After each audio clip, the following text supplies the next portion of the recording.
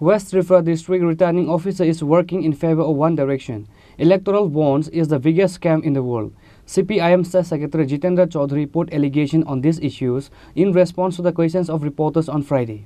CPIM State Secretary Jitendra Chaudhary again put an allegation towards BJP ahead of the Lok Sabha election. In response to the questions of reporters in a press meet at Malharmat CPIM party office on Friday, Jitendra Chaudhary said that the extension of regular worker wages was announced just for the namesake. Electoral bond is the biggest scam in the world. বিজেপির আরেকজন বরিষ্ঠ সাংসদ এক সময়তে মন্ত্রীও ছিলেন অটল বিহারী বাজপেয়ীর সময়তে doctor Subramaniam স্বামী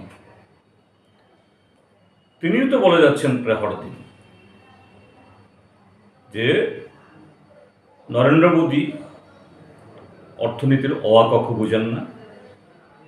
গত 10 বছরে দেশের অর্থনীতিকে কিছু কর্পোরেটের তালুবন্দি করেছে এবং এই যে 500,000 টাকা নোটবন্দি থেকে শুরু করে এই কি বলে ইলেকট্রাল বন্ড সবগুলি হলো অসাংবিধানিক এবং দেশকে পেছন দিকে ঠেলে নিয়েছে। এবং এই যে পারকালা তিনি যে কথাগুলি বললেন প্রায় একই সুরে সুব্রমণিয়াম স্বামী বলেছেন যে এটা একটা শুধু দুর্নীতি না, মহাদুর্নীতি। সারা পৃথিবীতে কোনো দেশে এত বড় দুর্নীতি আর্থিক কেলেঙ্কারি হয়নি। এটা কোনো দলের ক্ষেত্রেতে এবং রাষ্ট্রের ক্ষেত্রেতেও, অর্থাৎ এটা রাষ্ট্রের পিঠে ছড়ি মারা। আজকে পরকালা বলছে, এর আগে থেকে ডক্টর সুব্রমণিয়াম বলছে এবং দেশের প্রায় প্রতিটি নাগরিক আজকে কথাগুলো বলছে। এবং পরকালা এটাও বলেছেন যে ভারতীয় জনতা পার্টিকে তার খেসারত দিতে হবে, দিতেই হবে, এটা অনিবার্য।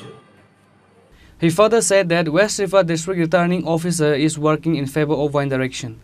During the submission of nomination paper, not more than 5 to 6 people of the opposition party were allowed to enter inside the office. However, during the BJP candidate nomination, many people has gathered inside the office of the returning officer. আমি এই যে doctor বিশাল কুমার, একটা সময়তে আমি তার বিশাল একজন মানে কি বলে তার কাজের প্রতি শ্রদ্ধাশীল ছিলাম। 2023-এর এই ফেব্রুয়ারির বিধানসভা ভোটের পর ঊনকোটি জেলাতে একজন মন্ত্রীর নেতৃত্বে একটা সংখ্যালঘু এই মণিপুরী সম্প্রদায়, বিজেপির সমাজবিরোধীরা দল বল নিয়ে অনেকগুলো গাড়ি বুঝাই হয়ে একটা গ্রাম আক্রমণ করতে গিয়েছিল। প্রায় সেই গ্রাম পুড়িয়ে সার্কার করে দিত। এই বিশাল কুমার তখন ছিল ঊনকোটি ডিএম। তিনি তৎক্ষণাৎ সিআরপিএফ পাঠিয়ে এবং ফিজিক্যালি স্বয়ং সেখানে এসে এই গ্রামকে রক্ষা করেছেন এবং সেখানে প্রায় 1 মাস কাল সেন্ট্রাল প্যারামিলিটারি ফোর্সের ক্যাম্প বসিয়ে মন্ত্রীর হাত থেকে আক্রমণ হাত থেকে এই গ্রামবাসীকে নিরীহ জনগণকে বাঁচিয়েছে। এবং একটা সময়তে তিনি একজন মন্ত্রীর মানে চোখে চোখ রেখে বলেছেন, স্যার আপনি আইন লঙ্ঘন করছেন, আমি আপনাকে এটা হতে দেব না। আমি ঊনকোটি জেলা ঘুরে এসে প্রেসের সামনে ভূয়সী প্রশংসা করেছিলাম তো এরকম আইএস অফিসার 2-4 জন থাকলে সে রাজ্যের এরকম যে আইন ভঙ্গকারীরা বা যারা এইভাবে মানুষের অধিকার বলুণ্ঠিত করতে চায় এদের যে সংহত হতে হবে, এদের মানে এই সমস্ত কাজে এরা পিছিয়ে হতে পারবে না।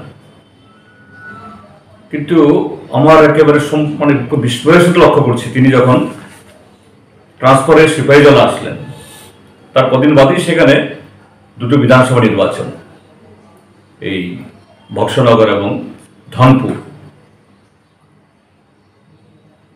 এই 2টি বিধানসভা ক্যান্ডিডেট নমিনেশন যেদিন হয় আমি ছিলাম। আমাদেরকে যে ব্যস্ততম রাস্তা সোনামুড়া এসডি অফিসের সামনে, এটা মেন রোড, এটাকে কর্ডন করে দিল তারা, যে না এটা প্রহিবিটেড এরিয়ার মধ্যে পড়ে, এখান দিয়ে কোনো মিছিল যাওয়া যাবে না। তো আমরা যেতে পারলাম না, আমাদের প্রার্থীকে নিয়ে এসডিএম অফিস থেকে প্রায় অনেক দূরে, যেহেতু সরকার বলছে এটা প্রহিবিটেড এরিয়া, আমরা জোরাজুরি করিনি। কিন্তু দেখা গেল সেদিন বিকালবেলা সোনামুড়া টাউন ছাড়ার আগেই সেই প্রহিবিটেড এরিয়ার ভেতরে একেবারে এসডিএম অফিসের চত্বরের ভেতরে প্রায় সেখানে মঞ্চ বানাচ্ছে পরদিন শাসক দলের প্রার্থী নমিনেশন দাখিল করবেন।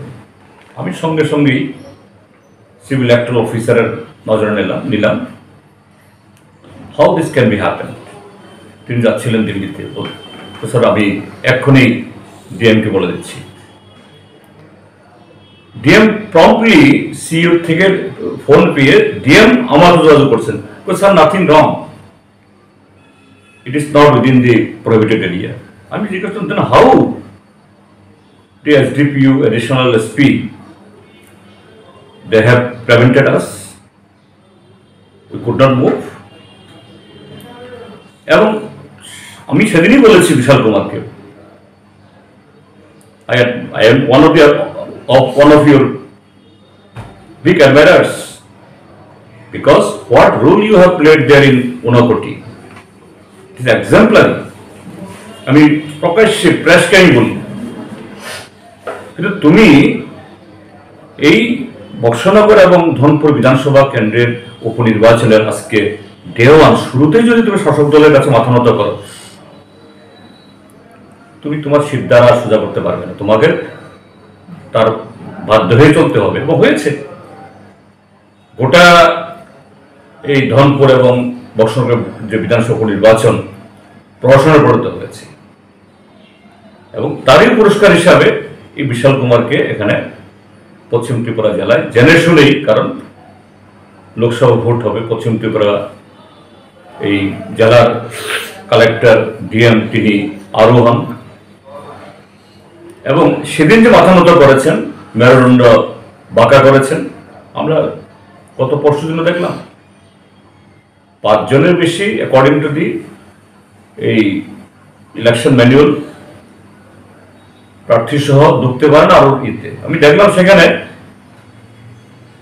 ত্রিপুরার মুখ্যমন্ত্রী, হরিয়ানার মুখ্যমন্ত্রী এবং তার আরেকজন এই প্রাক্তন মুখ্যমন্ত্রী, তাদের সিকিউরিটি, মানে হলের ভিতরে জাম প্যাক্ট, প্রায় সাফোকেশনের মতো অবস্থা, সাথে ডজনের উপরে সিকিউরিটি নেতা। তো এই হলো যা নির্বাচন কমিশন লিখেছি যে এই অফিসারের পক্ষে এরপর নিরপেক্ষভাবে নির্বাচন পরিচালনা করা সম্ভব কিনা। আমরা দেখেছি ধনপুর এবং বক্সনগরে কিভাবে তিনি তাদের কাছে মাথা নত করেছেন। However, no single BJP member has replied to the allegation of CPIM State Secretary Jitendra Chaudhary as of now. Reported by Pranav from Agartala, Chinikhorang.